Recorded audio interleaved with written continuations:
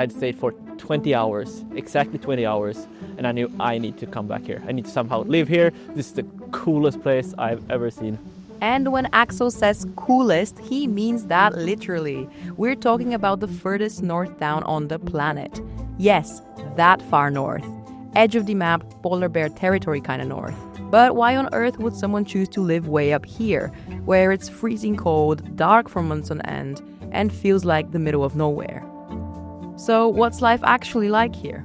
Well, we wanted to find out, so in mid-April we hopped on a plane and flew all the way to the Arctic Circle to meet Axel and see for ourselves.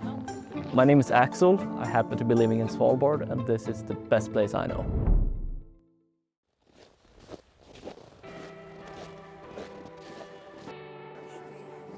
We are in Longyearbyen, the most northern proper settlement in the world. Last year, Axel moved away from his home country of Sweden to live in Svalbard, the last stop before the North Pole. Svalbard is part of Norway, but it's pretty far from where most Norwegians live. It's an archipelago 2,000 kilometers from Oslo. Most people come here for a once-in-a-lifetime trip. Axel visited for 4 days in 2023. 20 hours in, he was already planning his permanent move. So I was sitting in my hotel room, just going to the laptop, how to move to Svalbard. And all of the answer was just, no, you can't. It is super difficult to move to Svalbard. But Axel did it, and he's showing us around town at night, and it's minus 12 degrees Celsius. And yes, this is nighttime. It's about 10:30, 10:35-ish, and it's still bright outside. So in late spring, it just becomes bright because the sun will be up all day, and it will just be bright all day, all night, 24/7. And the sun will not set until mid-August. How do you manage to sleep? Very good blinds on your windows. Otherwise, you're not sleeping, and the entire day-night cycle just gets completely thrown off.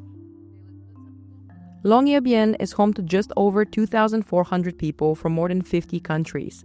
A tiny but functional settlement. In winter, temperatures can drop below minus 20 degrees. So why did Axel choose to live exactly here? It was the nature, the environment. I realized that I need to move here. There's a lot of wildlife, although not very many different kinds. So you have walruses, it's also Arctic foxes, and of course polar bears, what Svalbard is the most known for. Svalbard is home to around 300 polar bears. They usually stay along the coast and rarely go into settlements. But for Axel, really exploring nature means going beyond the limits of Longyearbyen, sometimes for just a short walk, other times for a multi-day expedition into the Arctic wilderness. I'd like to go on a hike at least once a week, preferably 2 or sometimes 3. Today, he's taking us along on one of his hikes, along with his friend Isak. And to go out of town, you've got to be prepared. I'm gonna check what wind direction we have. This wind direction is actually very important here. First on the list is food, but don't imagine anything too fancy. Axel's go-to menu for longer expeditions is freeze-dried. At least our lunches will be this, and then we will cook proper dinners after we've set up camp. But we end up eating quite a lot of this stuff while out on long trips.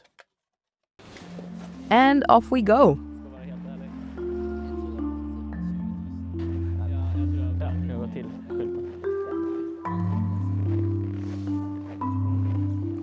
So this is the polar bear sign.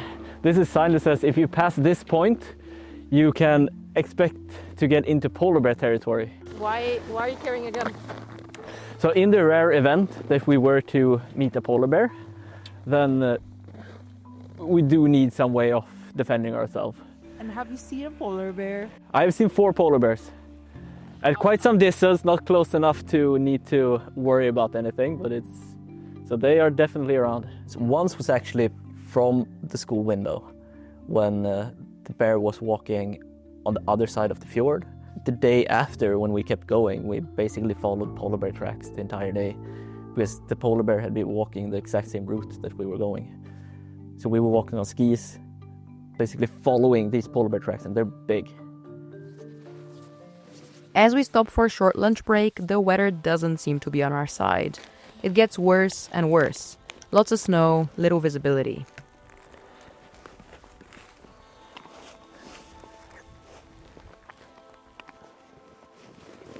It's getting harder to walk with all of our camera gear.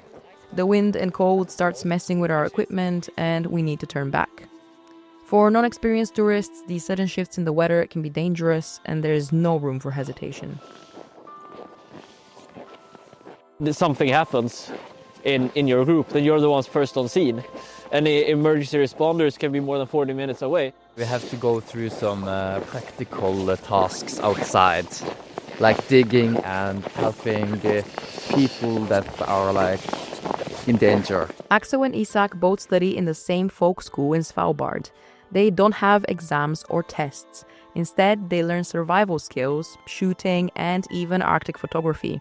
And even more importantly, how to read the unpredictable Arctic weather. More of a thing is wind in the valleys.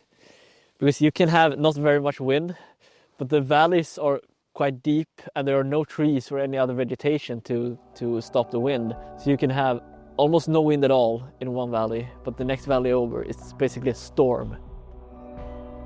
Today, Svalbard attracts researchers and thrill seekers from all over the world, but it wasn't always like this. In the 19th and 20th centuries, it was actually a hub for coal mining. Settlements were built for the miners, like Barentsburg, Pyramiden, and the largest one, which we're also visiting now, Longyearbyen. By the 90s, many mines had closed. People from all over the world came to Svalbard for Arctic research and tourism. Today, Svalbard is on the front lines of climate change. In fact, it's heating around 6 times faster than the global average. So just a half a degree difference in the global temperature will have multiple degrees difference in Svalbard. It's very visible with how much the glaciers are pulling back and how much the glaciers are melting. To Axel, Longyearbyen seems like a dream adventure, but let's be honest. It's ice cold most of the year, pitch dark for months on end during winter, and there are no friends or family around. Does it ever get lonely?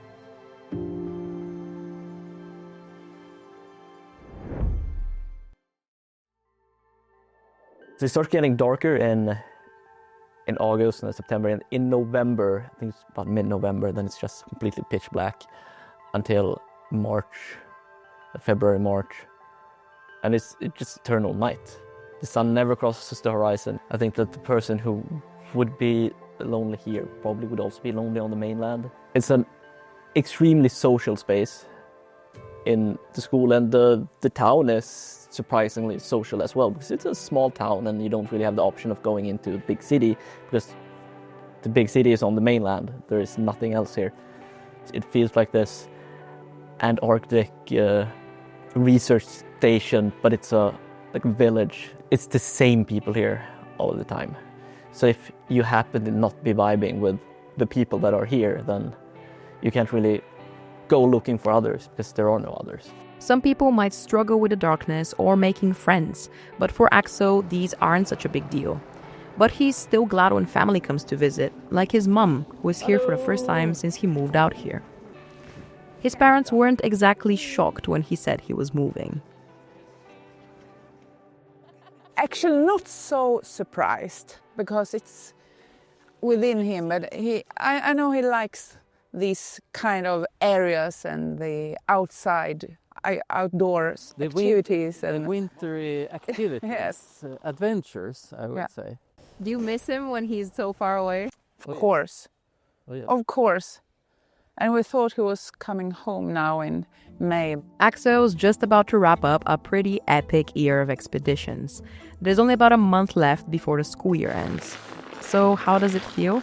Yeah, it's a bit mixed. I've been loving my year here.